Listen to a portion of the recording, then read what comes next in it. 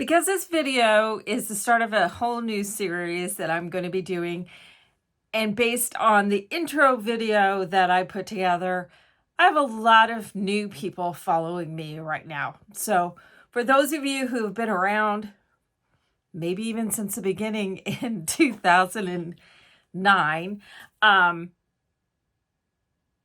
things haven't changed all that much in terms of how I do my videos. I used to be known as the one-shot wonder because I would do my videos all in one shot. I didn't really know how to edit, any of that kind of thing. So I've since learned to edit, so at least I can do that much. But I just want you to be aware that I just do this because I love doing it. I have pets. I have dogs who may bark during a video. I have cats who may walk across the table, which you may have seen in the third video. Life happens around me. So I might get interrupted, that sort of thing. So I just want everybody to be aware, this isn't a heavily produced, heavily set up type of program I've got running here. So what you see is basically what you get. So I won't always do one of these kind of intros at the beginning of a video set, but just kind of wanted to let people know things that would be going on. Now, biggest thing that I'm going to have going on is that I'm going to want to just spew all the information that I have on any one given subject within this overview of fabric fodder. And it's going to be the hardest challenge for me is keeping it kind of contained into a kind of much more narrow and specific section that I'm doing that week. So with this one, since I'm starting out with just kind of introduction to painting on fabric, I'm going to have multiple videos. So there'll be one today that you're going to be watching here in just a second. And then there will probably be more over the next coming few days. So I can show you different kind of basics things. There's going to be further videos with different things of doing with paint. So just be patient here at the very beginning until we kind of get rolling for a couple of months, and you'll be finding out about many more different techniques and many different ideas of how to use the paint and that sort of thing on your fabric. So just be aware, you're not going to get everything in the first video. I'm also trying to keep these videos a little bit shorter as a result. So I'm trying to keep my focus kind of narrow for the subject at hand on that day. So anyway, just kind of wanted to give you a heads up, but let's go ahead and start playing with some paint and fabrics. All right, let's go ahead and get ready to start painting. I have a few things that I'm going to show you to begin with that I didn't show the other day. And then I'm going to start going over some of the basic supplies you're going to need for just doing some basic painting with acrylic paint onto fabric. As I said in the intro, the biggest challenge with this is going to be narrowing the focus down, because I'm going to want to just show you absolutely everything you possibly can do. And what I'm wanting to do is kind of build a progression over the next few weeks and months as you become more and more comfortable with some of the ideas and techniques that we're going to be playing with, so that you can start combining them. So I'm trying to keep it kind of clean to start with, where it's one technique at a time, and then we can start combining them as we start using these pieces in a finished project. One of the big things to remember is what we're creating is elements and pieces that you can use to create actual projects. These are not necessarily considered to be finished projects in and of themselves. Obviously, you can use these techniques to create finished projects, but I just want you to be aware that what we're creating is kind of materials and resources to use. So let's start out with, I have a couple of projects that I forgot to show on the intro videos because, well, quite frankly, they were hanging on the wall and I didn't think about them. So let me show you those, and then we're just going to go through some basics. So this first one is a quilt that I made. I started it back in the mid-90s, And then I was going to hand quilt it. So it went on a 10-year plan, and it was finished in 2005. So that's why I know it was in the mid 90s. And this is a butterfly. You can see the actual full quilt over on my Instagram. But here I've taken, and rather than appliquing fabric pieces like these orange ones are on this butterfly wing, I painted these in a white paint. Then over on the center part of the butterfly, there's some paint on some velvet, and then on the body and the wings, this is actually using some bleach on there, which is another technique that we'll do down the road. So that's one quilt. And then when you saw my kitten with some of this gauze that was painted, when you saw her grabbing at some of that, this is actually from this quilt, and this quilt is from 2004. And this one's a moth rather than a butterfly. But this is where I used this painted gauze was on these branch, the bark on the branches. But what I've also used is not only painting the gauze, I've used paint on other elements.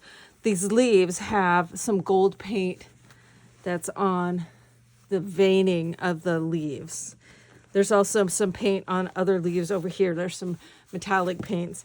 And then on the moth itself, all of these colors are all painted on. And these are using some of the Lumiere, the Jacquard Lumiere paints, which are pearlescent and metallic type of fabric paints. And so all like this purple and this rosy tones here, that's all painted on. The silver along here, the white around, these are velvet on these circles. And then it's actually, these little circles are cut out from a fabric itself. But all of the color along here was painted on before I stitched over it then. So you can use it in combination with things. Here's some more of the painted gauze being used to create the texture on the branches. So those are just ways of using some of these mixed media techniques on an actual finished project that I didn't get a chance to show you during the last video. So let's go ahead and go into the materials that you're going to need. And I'm going to start from my work surface up. Now, the table that I do a lot of my work on is a metal table that I got a million years ago at IKEA. They don't sell these metal ones anymore. But what I love about it is I can do heat type projects on this metal, and it's not going to delaminate and that sort of thing. But when I am doing painting onto fabric, because fabric is porous, the paint can go through. And I've done it directly onto my tabletop, but then I have to clean my tabletop. So what I often do is I just have an old drop cloth. It's a painting drop cloth. I pre-wash it because it softens it up significantly. It also tightens it up a lot. But then once it gets kind of cool and gnarly, because on this one, I've chopped a piece off because I love how sometimes this looks for kind of that kind of grungy look. And I've used this on the covers of some books and stuff. So the more goop and gunk and stuff that it gets on it, the better. I mean, this was actually used as a painting drop cloth. This is the color our walls were a few years ago. And then we switched over to a gray. So you can kind of see some history as well as just some of the painting stuff on it. So you want some sort of surface to cover your working area. You also want some sort of probably cover on yourself. I have an apron on because we are working with paints that can do damage to your clothing. So make sure you're wearing something that is okay for you to get paint on.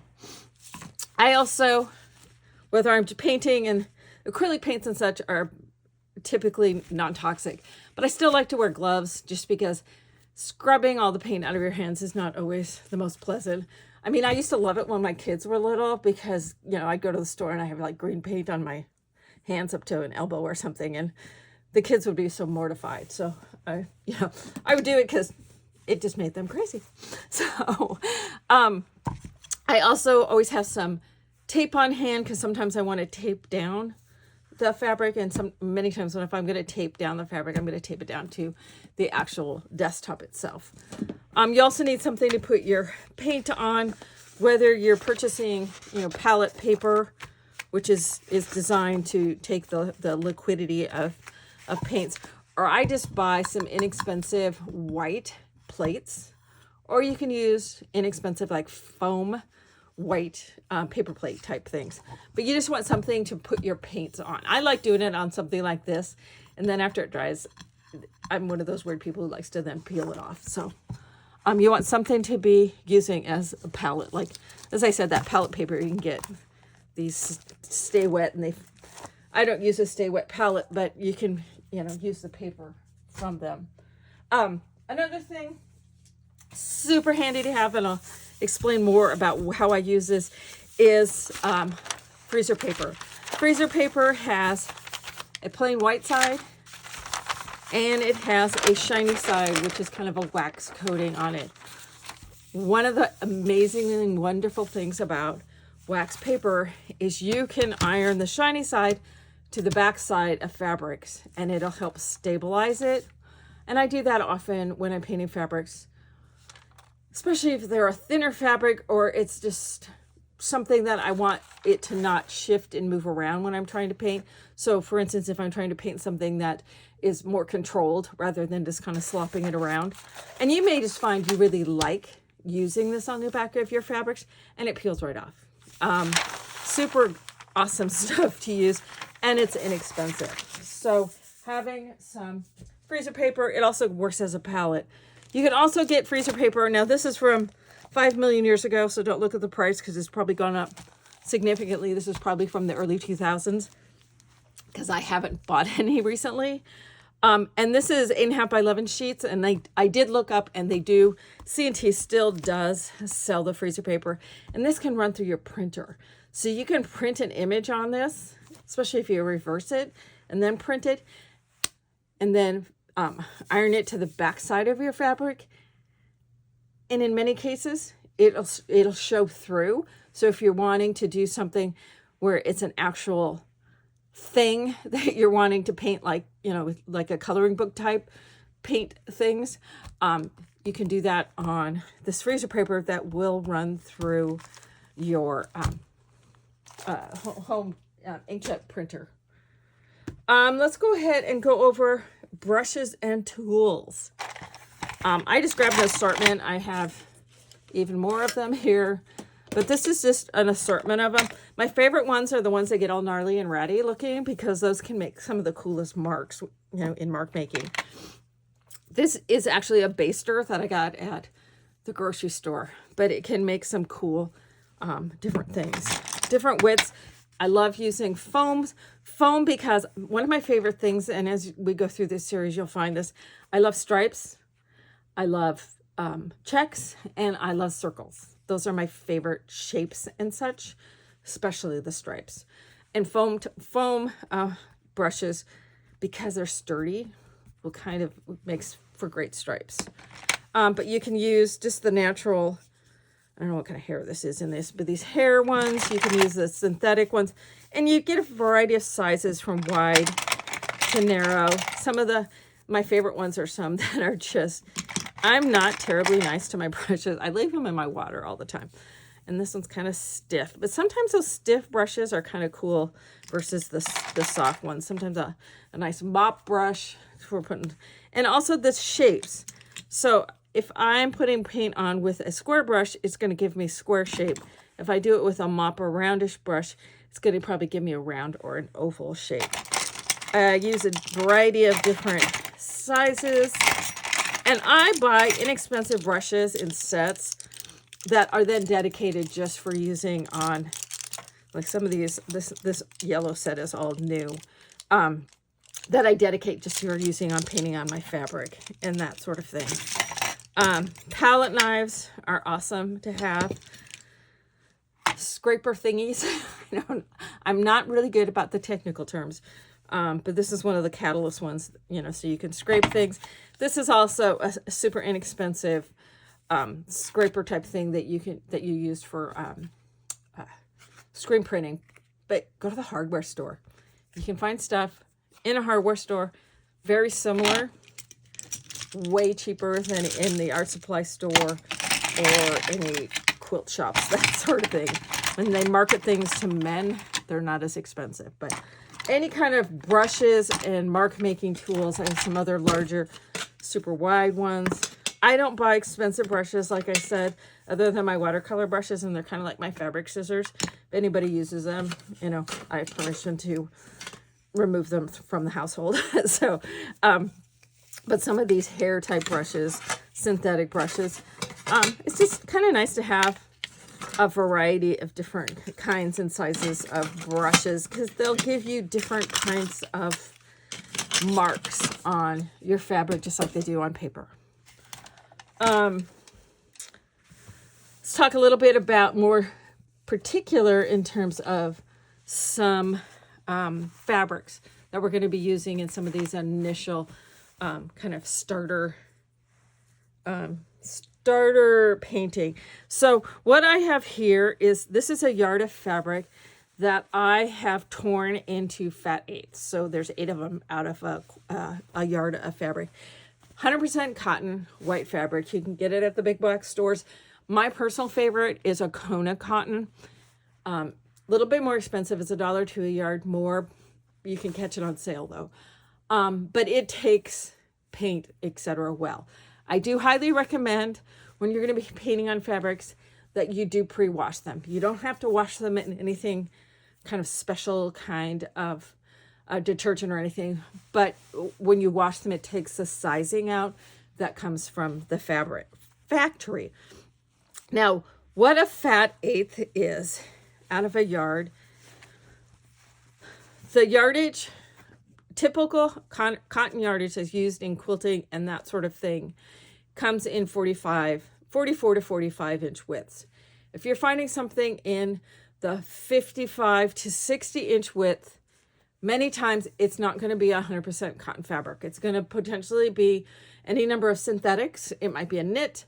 It might be a rayon. It could be any number of materials in it, which doesn't preclude it from being painted on. Absolutely does not. But it's easiest to start and least expensive just to start with some 100% cotton fabric. Now, again, I got a yard. This gave me 8 pieces about this size. And a quarter of a yard is typically 9 inches. What I've done is then I cut my yard into fat quarters, which makes 4 pieces. And what a fat quarter is half of the width of the fabric, so it's 22 inches. So this piece at 9 by 22 is actually 1/8 of a yard. 1/8 of a yard would typically be 4.5 inches across the full width of the fabric. A fat quarter is going to be 18 inches by 22. So I've cut this into fat quarters and then tore the fat quarters in half. This is just a really reasonably easy size of piece to work on. If you want to cut them down even further, you can. Then it's almost like, you know, working on a sheet of paper. Again, we're creating materials to use on a project. We're not necessarily creating a project itself. So this size gives you a really nice size. If you pull it out of the dryer when it's still just slightly damp, and you can iron it, then it's a little easier to get it ironed flat. Now, one of the things, where did it go? Here. I tear my fabric because it keeps it on to the grain line. And I actually like this torn edge when I'm using sometimes a raw edge on a mixed media piece. So I kind of like that. But you get a lot of strings. Well, I tend to hang onto these strings and keep them so that when I have a paint color or something that I like, or even onto my fabric, I can squish it onto there and I can get some of these threads. Then they get some paint on it. And then I can take off little bits and pieces and I might use that then onto a project. Mixed media for sure turns you into a hoarder. You want to keep absolutely everything. So this is just some plain white. You can also do it in colors. You could do it in blacks and grays and paint on those. And when we talk more about paint here, I'll I'll talk about that a little bit more. Now, this is another piece that was white, and then I tea-dyed it. So you can tea-dye it to give it more of a vintage type feel to it. Here's one that is tea-dyed as well as rust dyed. And this is a thin, almost gauzy, I think it's called voile, gauzy-like fabric that's you can see through. And what's cool with that is you can layer with this. But this is fun in that it's got some of the metal pieces from the rust, but I love that section right there. And I just want to add some additional paint on top of it. So you can take some of these eco-dyed pieces that maybe you've done, you know, on your stovetop and use some of that. I'll come back to those. You can also purchase, these are what are called batiks. And what batiks are, it's a dyeing process. Most of them are made in Indonesia. And they have almost a feeling of being hand dyed, even though they're commercially available this way. So you can get them, this would be considered a solid, but you can also, for instance, this one, it's also got some patterning on it. And some of them have significant patterning, some have light patterning. But they're also fun to use as a background when you're painting on your fabric. Here's some other ones. Let me pull these guys up. And it's also, it kind of cuts out a step of if you wanted to have a background color, but it kind of fits in with that a little bit more grungy type effect. If you want to keep it, you know, clean and not grungy, obviously you can use plain colored fabrics as well. But these are all solid ones, though you can use the more patterned ones as well and paint and embellish on top of them. So you also, as I had showed, there was velvet. This is a black velveteen rather than a velvet. And it gives you can get some kind of cool textures with velvets and velveteen. This is a polyester. This is also, I think, what's called a voile. And it's, as you can see through it. So it's great using transparent paints and such on it to maybe layer over something. As I showed also the other day on the intro videos, you can use black and white prints and then paint over them, depending on whether you're using transparent paints or opaque paints. Opaque will obliterate some of the lines, whereas transparent will just paint the white part. And this would be something that if you wanted to use this, I would make sure you test on the edge or something how your paints, whether they're opaque and covering over the stripes, and you don't want that, or you do want that. It just depends. So you can use black and white prints. You can take darker prints like this and using opaque paints, paint over the top of those. Here's another one where it's a black and white and we can potentially paint the stars and that sort of thing. Here I've taken some unbleached muslin and I've taken the freezer paper and I've ironed it on to the backside. And I'll show you what are some cool things that we can do with that. And probably in one of the next videos, because what I'm planning to do is this first video, we'll just do some super simple stuff, just getting started. And then because I don't want this to be super duper uber long, then I'm going to have, and that one will be, you know, this one. And then over the next couple days, each day I'll release another video showing some of the other techniques. So that here in this first one is going to have 4 or 5 videos just over this first technique. And I'm not going to wait till every Friday because that will make me absolutely crazy. So what I'm going to do is just when I have a subject where there's multiple videos, I'll just release them over the subsequent next few days. And then by next Friday, we'll be able to go on to the next subject, whether it's exactly related to the one before or not. Because I'm planning on kind of a progression, but you know, sometimes things take over and jump out and say, me first, me first, me first. So, you know, and I kind of do that.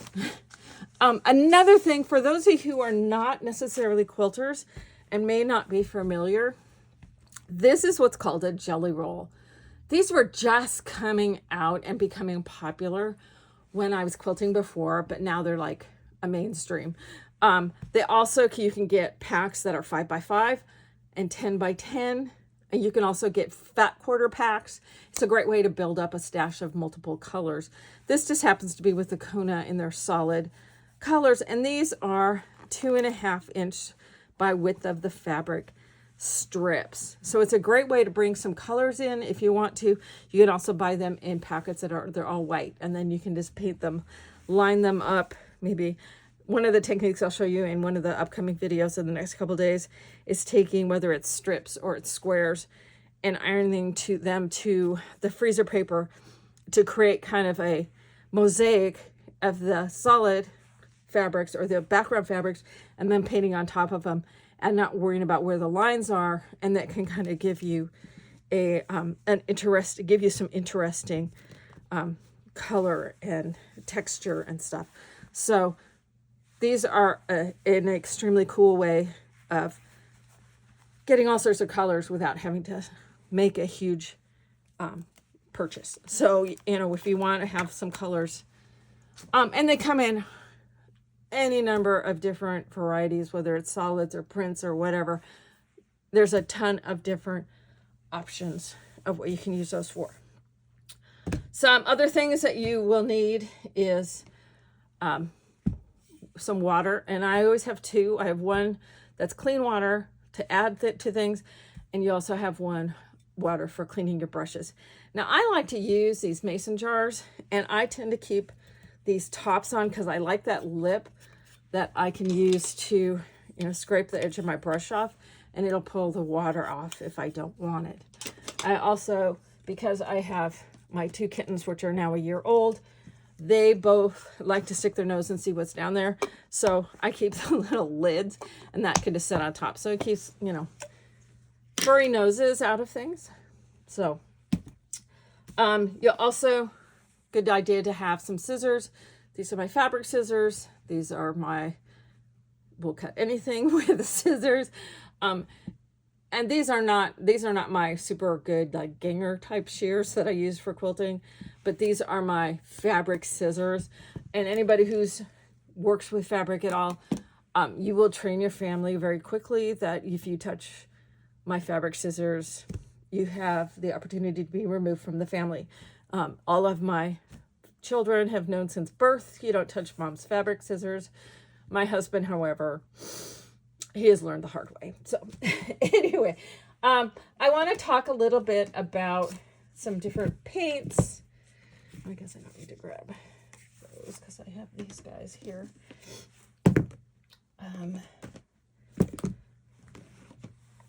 Different kinds of paints and then mediums. I touched on this on the intro video, but I do want to talk a little bit more about it.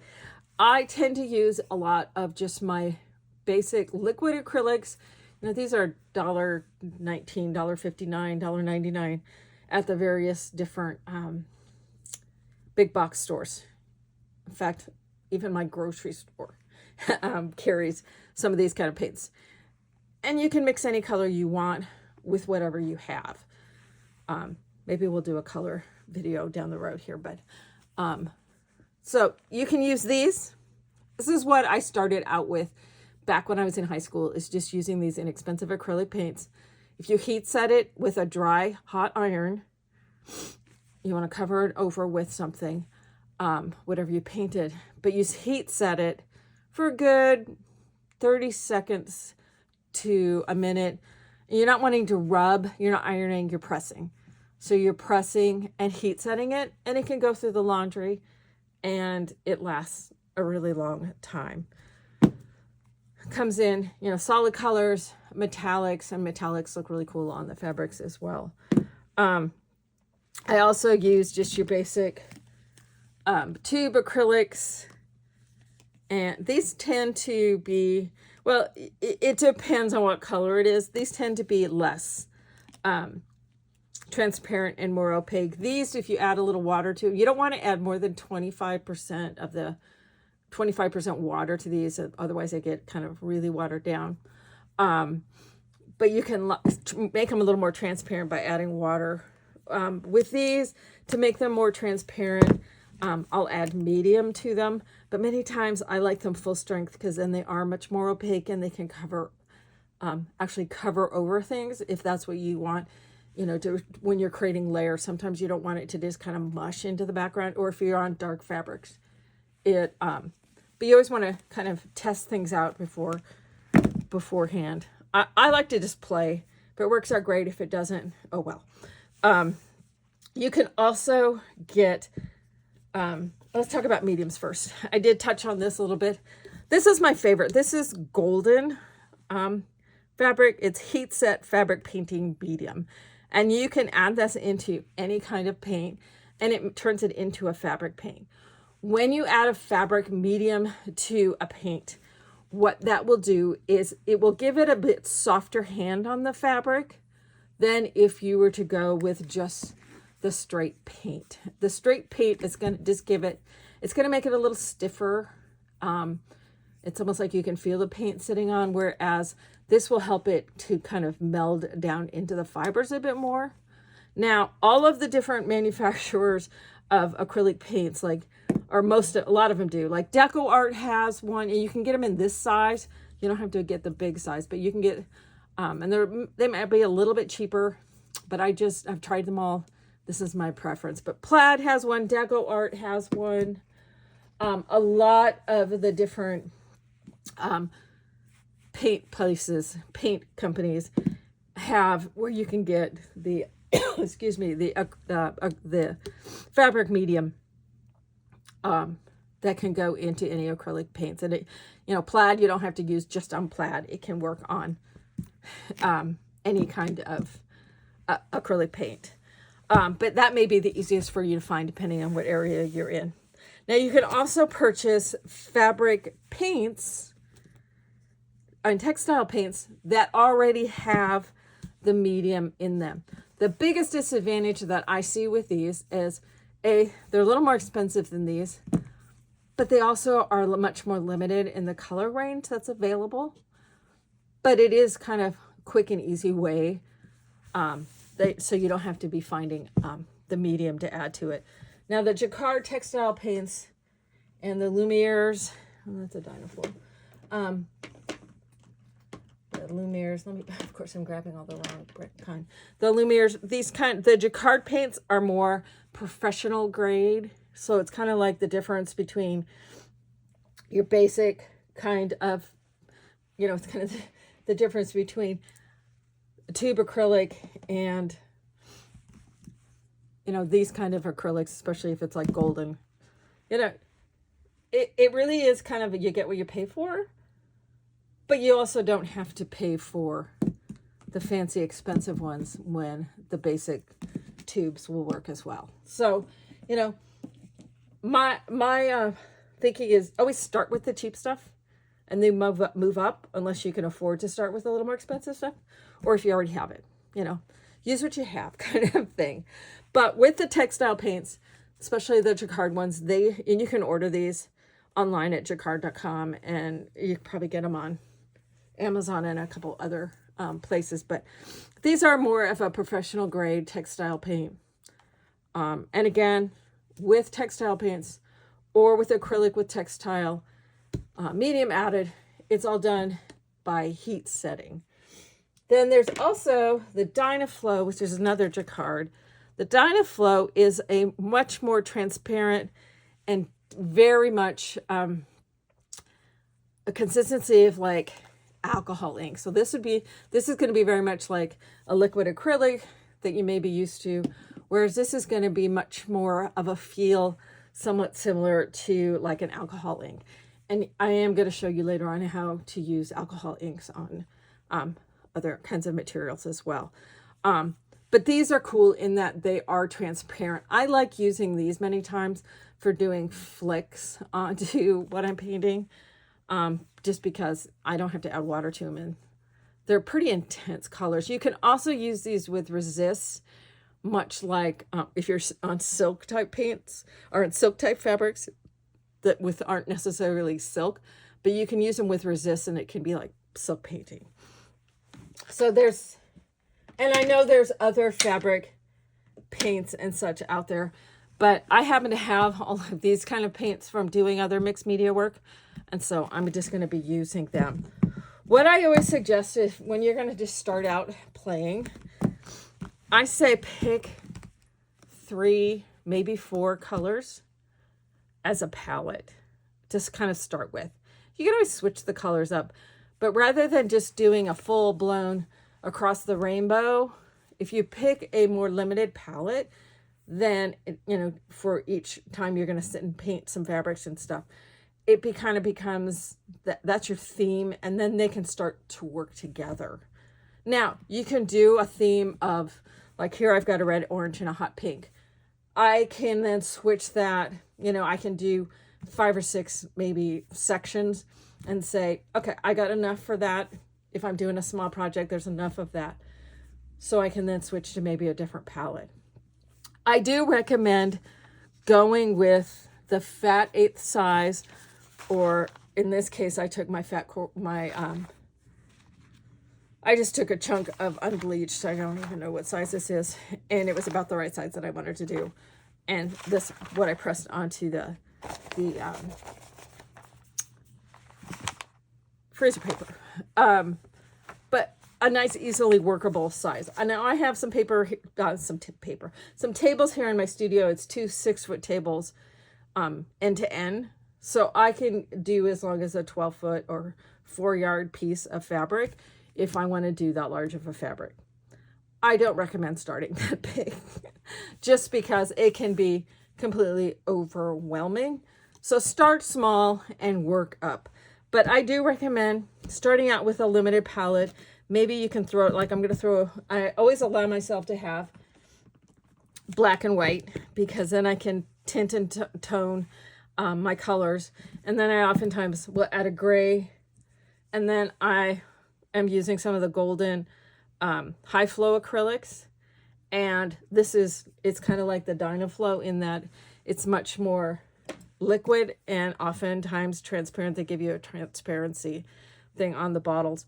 But this little bit more liquid is for, you know, playing with it a little bit with something that's a little bit more viscous across, you know, onto the fabric. So I do recommend going ahead and starting out with just a much more limited palette of what you're going to work with, and then add black, white, potentially a gray in there as well. Okay, I talked about scissors, gloves. I talked about that. My fabrics, different kinds of things that we're going to do with that. Now, there's kind of, and what we're doing in this video and probably the next video that I'll do tomorrow is it's going to be working on a dry fabric. The video after tomorrow's will probably be working on a wet or damp fabric, because there's kind of 2 ways when you're just actually doing painting, is a dry background and a wet background. With here, I just took one of my wider brushes. I'm trying to figure out which brush it even was. It's kind of like that width when I get all the sizings out of it.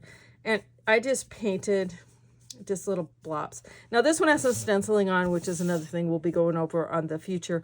But just loosen up. Let yourself not get, oh, I want to make squares, because kind of the imperfect squares actually are more interesting.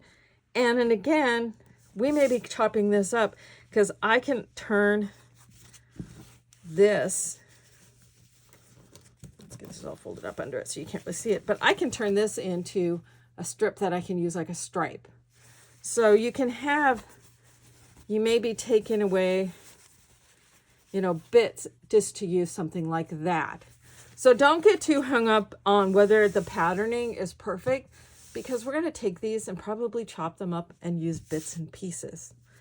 Now, for this kind of loose stuff, that's what you do. Now, if you're wanting to do something that's much more controlled, and I get it, because sometimes I want a controlled look, sometimes I want something that's far more just, hey, I can use it on whatever. So, but with this controlled thing, this is where I've taken, and I would take and have my fabric fused down or ironed onto my freezer paper, and it peels off super easy.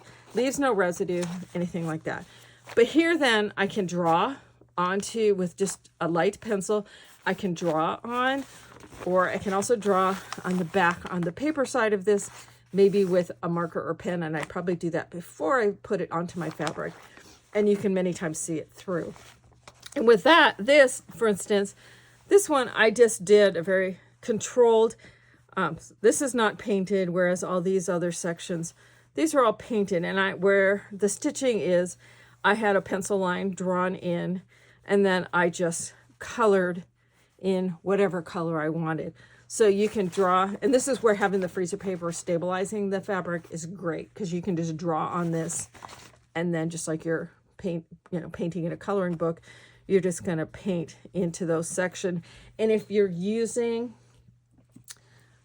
these kind of paints, I'm just using it straight. In fact, on this one, because I knew it wasn't going to get washed, I didn't, and I wasn't concerned about whether it was soft to the hand or not. I didn't put any fabric medium. I just used the straight paint onto it, and it didn't bleed into each other. If you're concerned about bleeding, so after you paint this one, wait till it dries a bit before you paint this one. You can use a heat tool, not super hot, and be careful that you're using cotton fabrics with a heat tool. You can use a heat tool or a hair dryer to help dry things a little bit more quickly. So let's go ahead and real quick throw some paint on something, and then I can go into more detail on some techniques and such on the next couple of videos that you'll be seeing over the next couple of days. So just go ahead and lay it out flat. Oh, another thing let me grab it. Another thing you'll need is an iron. If you don't have an iron, you can get inexpensive ones for under 20 bucks typically. You don't need it to be steamed, though trying to find an iron that doesn't steam in this day and age is the impossible dream. Unless you buy a specialty one, and then it's much more expensive. But a steam iron, because that's how you're going to, or an iron, I should say, that's how you're going to be setting your paint onto your fabrics. Also, a spray bottle helps, when you're trying to iron your fabrics flat to begin with, but it's also, we can use this for some techniques. Even when we're starting out with it dry, we can add water onto it.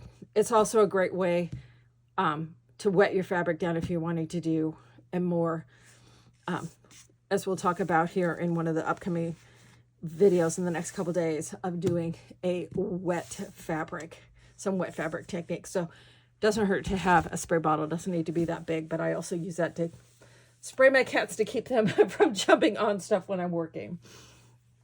So let's go ahead. I'll go ahead and put my gloves on.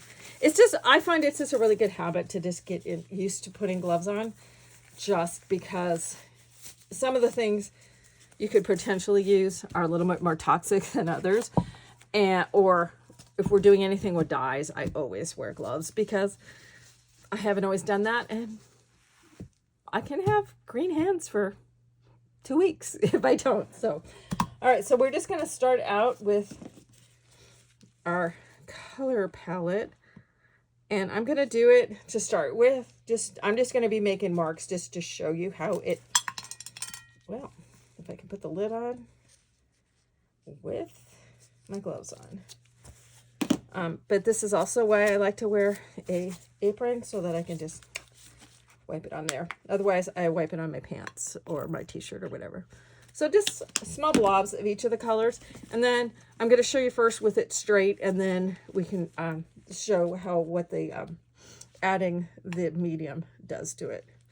So there's kind of my palette of colors. And I'm just going to grab a basic brush. And I'm going to wet my brush down. Get it kind of really good and saturated in the water, and then you can scrape a lot of the water off. But I kind of mush it down into my water bottle in order to make sure that any residuals that are in the brush, whether it's from when I bought it or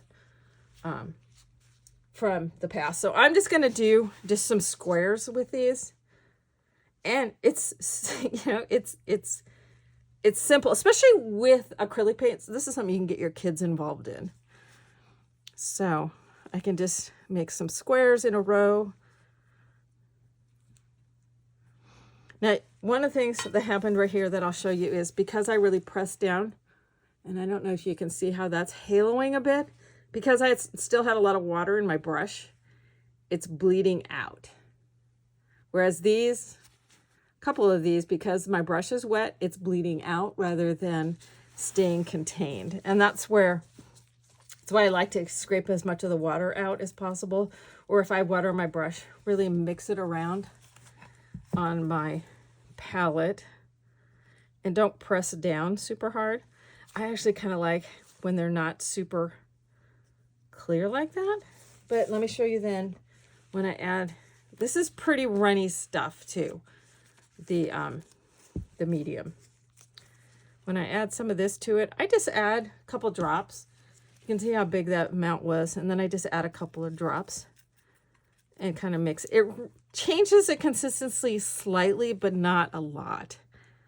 But you'll see then it does tend to bleed less. It makes it a little bit more viscous, which means it has more liquidity to it.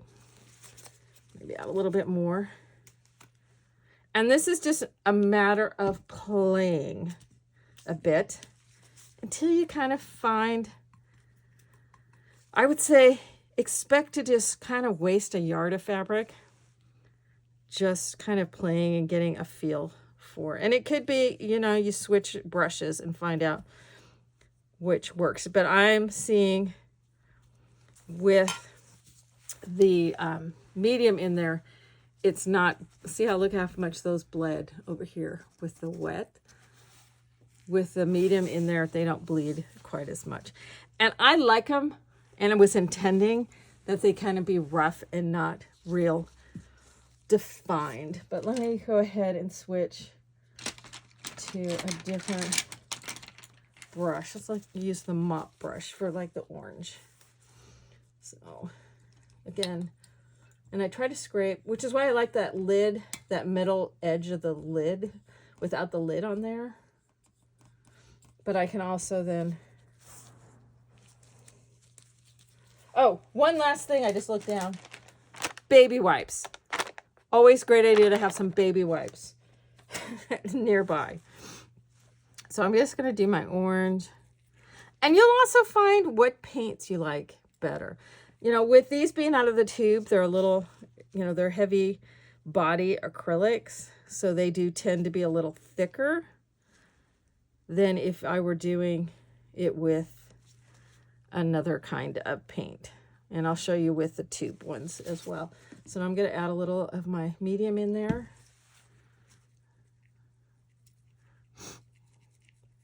I apologize if I'm a little nasally. We are having, I'm in Seattle area, and we are having a very wet spring and a very green spring as a result. And my allergies are just like through the roof. So I'll miss that spot.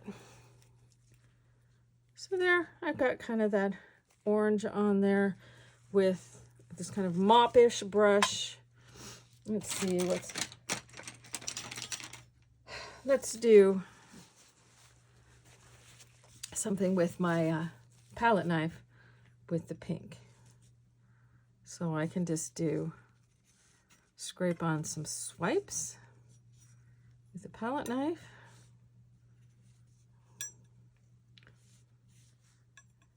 And it's just what I'm doing. I'm not trying to make any kind of pattern. Whether or not I'm even going to use this is probably not, because I'm just trying to get a sense of, okay, how are these different kinds of paints working? Let's go ahead with, actually, let's pull it turquoise in so it's not the same color. Just one of the cheapo acrylics. And try that.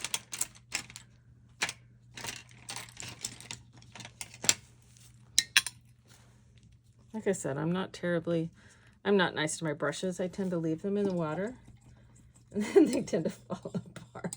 I'm so bad. I'm the world. The only ones I buy nice brushes and I'm super careful with are my watercolor brushes. Okay, it's kind of wet, so I want to mix it in. My brush is wet is what I meant. So I can do.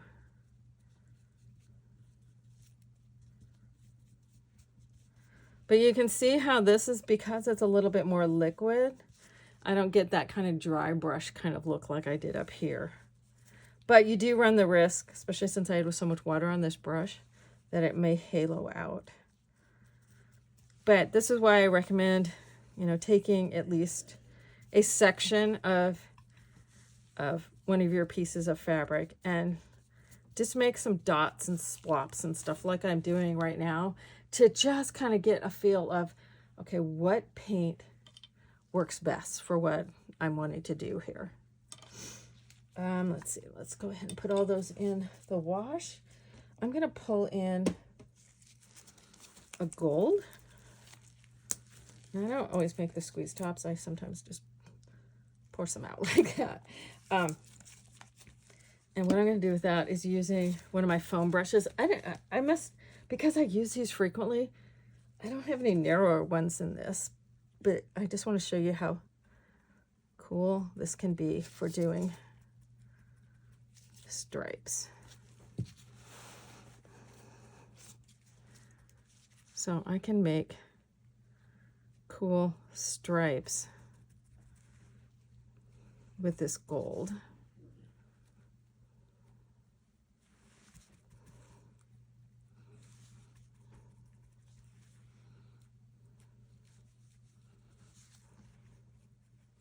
I'm running out of the paint, so squeeze it in there a little bit. But I think the perfectly imperfections of just making them loose can give you some really interesting bits and pieces to use in the future on something. I can take some of my high flow acrylics, and maybe I just, now these, as you can see, they'll kind of bleed out a little bit, but I can just go direct on like that. Can kind of give you some, since this wasn't dry, how that's kind of bleeding out. Just, you know, it's no different than when you're playing with on paper. You're just playing on fabric instead. But there's all sorts of things you can do. Then, while it's still wet too, if you throw a little bit of water on it, that helps it to bleed out even more. And in fact, if your paint's still wet, if it hasn't dried first, if it's dried first and then you spray on top of it, it really doesn't move around that much. But if you do it while it's still wet, so you can see, you can get some kind of cool effects. Is this art right now? Absolutely not. But there's bits and pieces here that you can potentially use. If you want it to be a little bit more defined type of flicks, well, obviously it's wet right now, so you can't do a whole lot with that. But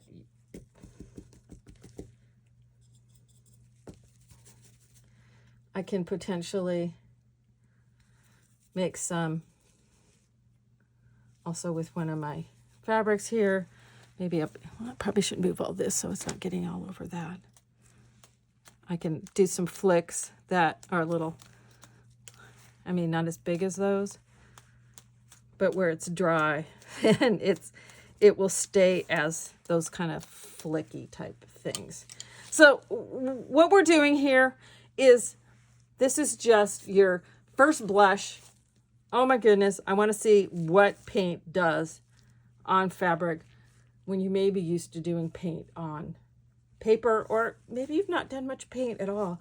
So this first piece, it really is about just trying out different kinds of paint, seeing how that works. Let me show you what like these Dynaflows real quick, because they are very liquid. So is this amazing and going to be a piece? I don't know. I might take little scraps and bits and pieces, because I may go, oh, that's perfect for something I have that I want a little tiny bit on. I tend to, with my art quilt stuff, tend to start out, I work small, and then many times if I kind of like how it's kind of like the small quilts that I showed. Those are kind of like my art quilt sketchbook. And then if there's something that's kind of come about with that, I can turn it into a bigger quilt because it's not such a commitment. Usually with one of those small quilts, I can do one of those in an afternoon or an evening, whereas the large quilts can be on. I mean, that includes the quilting. Whereas a large quilt, that can involve several weeks worth of work. So to start with is using this fabric fodder for making some small sketchbook type quilts. I also, for those of my paper people, I have a book that I'll have the tutorial out next week that I am going to be incorporating some of my fabric fodder and quilts and little art quilts. And it's not a very big book. So it literally would be like a sketchbook that I can take bits and pieces and turn those into actual pieces. So, but this Dynaflow stuff, so you can see how liquid, let me put some on the plate here. So you can see it's almost, it's like the difference between a paint and an ink and how liquidy it is. You know, it'll run around here on the plate. And